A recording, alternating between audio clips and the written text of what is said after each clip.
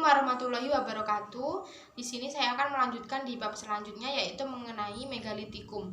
Yang dimaksudkan dengan kebudayaan megalitikum ialah kebudayaan yang terutama menghasilkan bangunan-bangunan dari batu-batu besar. Batu-batu ini biasanya tidak dikerjakan halus-halus, hanya diratakan secara kasar saja untuk mendapat bentuk yang diperlukan.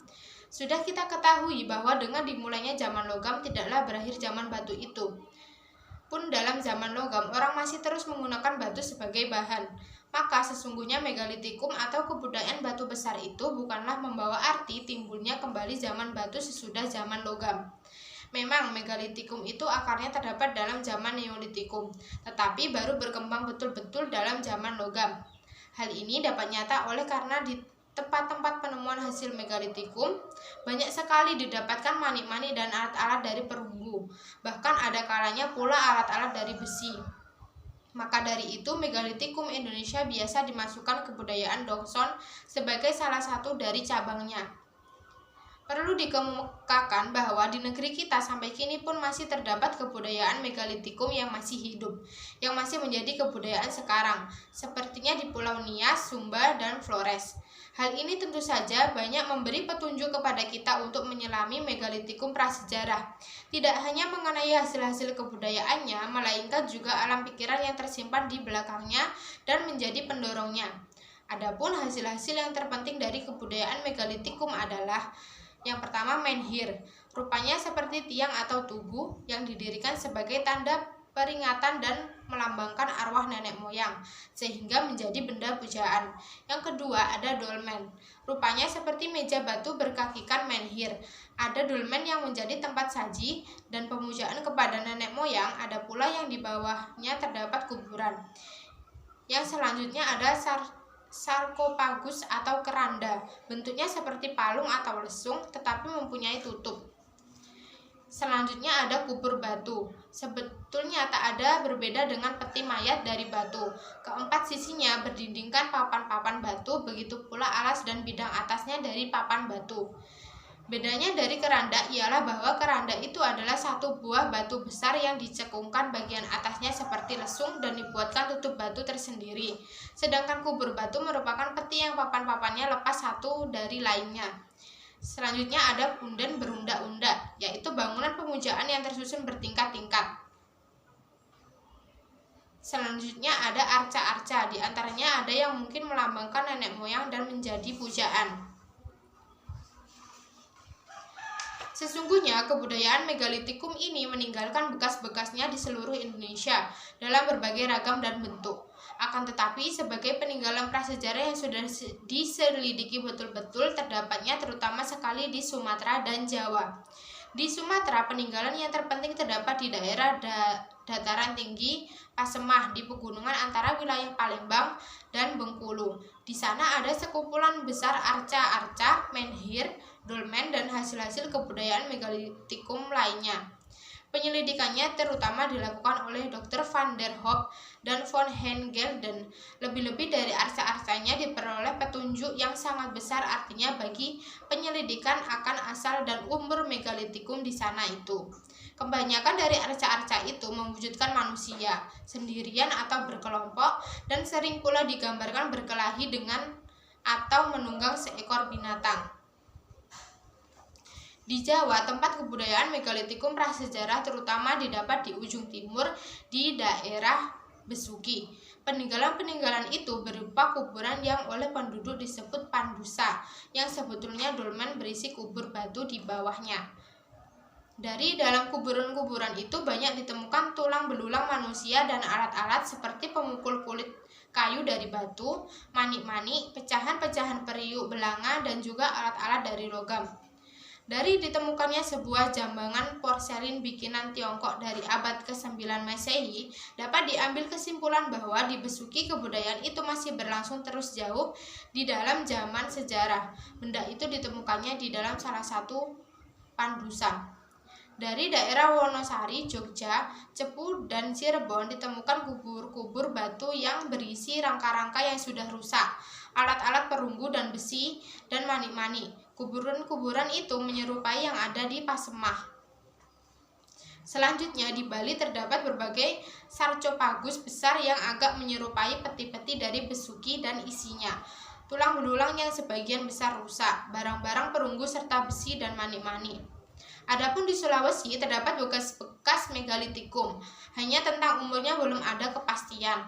Penemuan kapak-kapak corong di dekatnya memberi kesan bahwa di sana peninggalan-peninggalan itu berasal pula dari zaman perunggu juga. Seperti yang sudah dikemukakan, di samping kebudayaan megalitikum prasejarah di negeri kita, terdapatkan pula kebudayaan demikian yang sampai kini masih berlangsung terus. Dari kebudayaan yang masih hidup ini kita peroleh banyak bahan untuk lebih memahami makna dan latar belakang menhir, dolmen, dan lain-lain sebagainya. Di dalam antropologi budaya ada istilah potlatch yang artinya adalah kebiasaan untuk memberi sebanyak mungkin. Pemberian ini dilakukan timbal balik sehingga seakan-akan ada saingan untuk saling memberi. Masyarakat memilih seorang di antara para anggotanya, siapa yang paling kuat lahir maupun batinnya, siapa yang mempunyai keunggulan di atas sesama anggotanya untuk menjadi pemimpinnya dan juga menjadi pelindungnya. Orang inilah yang kemudian menjadi kepala suku. Seorang kepala suku harus memperlihatkan kelebihannya di atas masyarakatnya. Hal ini dinyatakan dengan pemberian yang berlebih-lebih. Ia mengumpulkan kekayaan sebanyak-banyaknya dan paling sedikit sekali dalam hidupnya ia mengadakan feast of merit atau pesta jasa. Seluruh kekayaannya ia tumpahkan untuk kesenangan, kebahagiaan, kemakmuran kepada rakyatnya.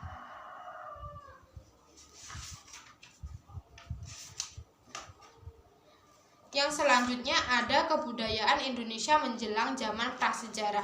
Setelah kita mengikuti perkembangan kebudayaan Indonesia selama zaman prasejarah, dapatlah sekarang sebagai penutup untuk zaman ini, kita tinjau secara ringkas sekali kebudayaan di negeri kita menjelang zaman sejarah sewaktu menghadapi pengaruh-pengaruh Hindu-Buddha yang dari India datangnya. Dalam zaman logam terjadilah gelombang perpindahan kedua yang membawa aliran kebudayaan baru lagi, yaitu kebudayaan Dongson yang sudah mengenal pemakaian logam. Terjadinya sejak kira-kira 500 tahun sebelum Masehi. Peninggalannya terutama sekali terdiri atas kapak corong dan nekara. Jalan penyebarannya ialah dari daratan Asia melalui Thailand dan Malaysia Barat dan terus merata ke seluruh Nusantara dengan arah barat ke timur. Adapun mendukungnya ialah bangsa Austronesia pula.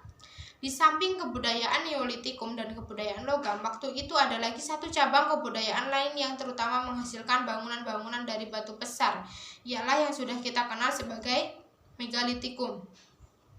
Kebudayaan ini berakar dalam Neolitikum, tapi berkembang dalam zaman logam. Dengan demikian pendukungnya bangsa Austronesia pula.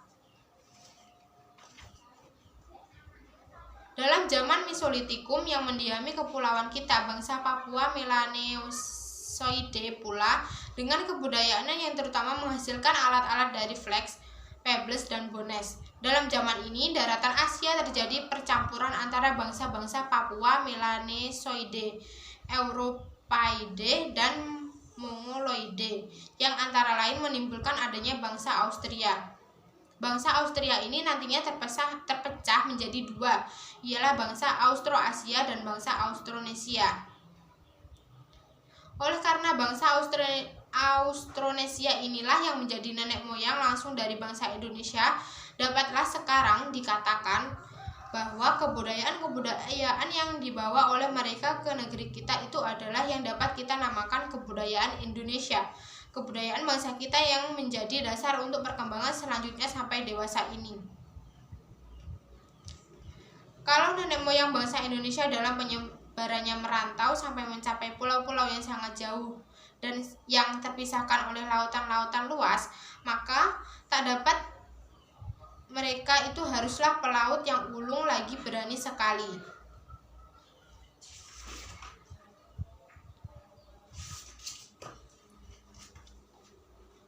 Lebih jauh lagi ke barat daripada India Selatan adalah Madagaskar.